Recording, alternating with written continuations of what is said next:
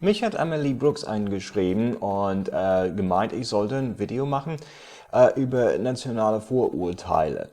Es gibt jede Menge. Die Briten saufen, die Japaner sind technikbegeistert, Italiener sind Muttersöhnchen und so weiter und so fort. Zufällig meinte Leo Wulfan auch etwas Ähnliches. Ich sollte mal erklären, was die kulturellen Unterschiede zwischen Deutschland und den USA sind und sich dann gleich korrigiert und sagte, der meinte, ich käme aus den USA. Okay, ich bin Engländer, ich war noch nie in den USA, also kann ich eigentlich nicht über USA reden. Das scheint ein heikles Thema zu sein.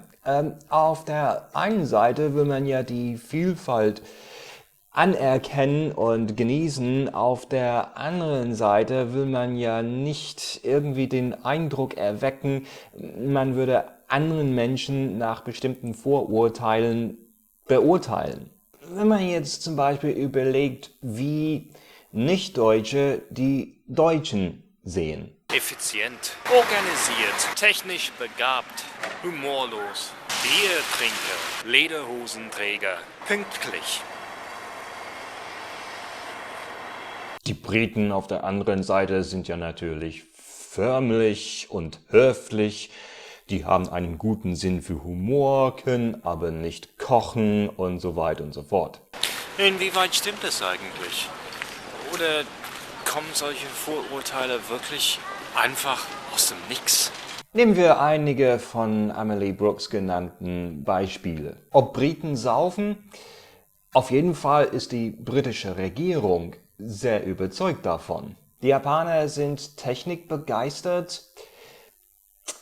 Man kann schon sagen, dass viele technische Sachen aus Japan kommen. Entweder sind die in Japan entwickelt worden oder sie werden dort hergestellt. Italiener als Muttersöhnchen, das ist einfacher. Was wahr ist, ist, dass die Italiener zu Hause bei den Eltern bleiben, bis sie heiraten.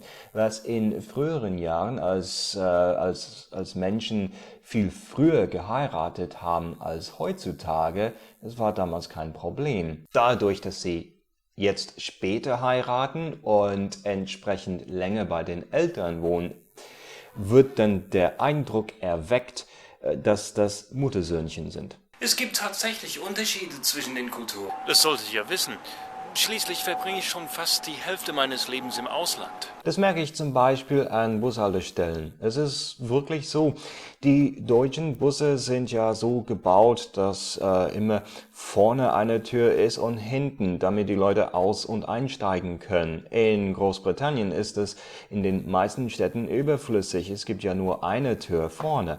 Ich staune immer wieder, wie es Deutsche schaffen, in den Bus einzusteigen, wenn die alle gleichzeitig einsteigen wollen. Wir Briten werden zwar belächelt, weil wir Schlange stehen, aber so geht es halt bei uns. Ich will nicht sagen, dass das eine System besser als das andere System ist, aber es ist wirklich so, wenn man als Deutsche in England ist und vergisst, dass man beim Bus einsteigen wirklich Schlange stehen muss, bekommt man Ärger. Man muss als Deutsche in Engländer erstmal lernen, wie man Schlange steht.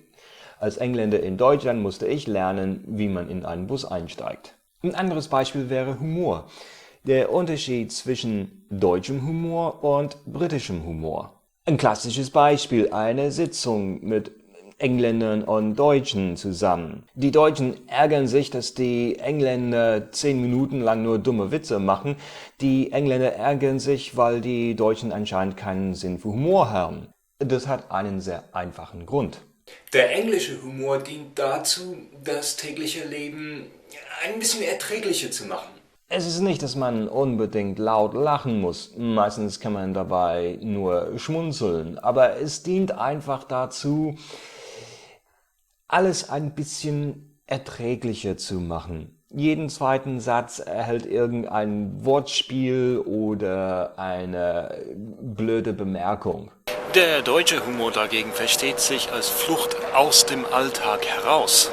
Das heißt, in der Sitzung sind Witze fehl am Platz. Man geht stattdessen hinterher ins Kabarett oder so, um den Alltag zu vergessen und einfach Spaß zu haben. Unterschiede gibt es und weil Menschen aus anderen Kulturen nicht immer verstehen, woher diese Unterschiede kommen oder warum die da sind, artet es manchmal in Vorurteilen aus. Was ist ein Vorurteil? Das ist eigentlich so eine Verallgemeinerung, was in sich nicht schlimm ist. Aber ein Vorurteil ist eine Verallgemeinerung, die dann bestimmt, wie wir einzelne Personen sehen. Ich kann also mit Recht sagen, dass im Allgemeinen Deutsche dazu tendieren, Ernstes von Lustigem strikt zu trennen. Wenn ich mich aber weigere, einem Deutschen einen Witz zu erzählen, weil ich denke, oh, der wird den sowieso nicht verstehen, also sollte ich das lieber lassen, ist es vielleicht ein Vorurteil. Trotzdem sind die Unterschiede da.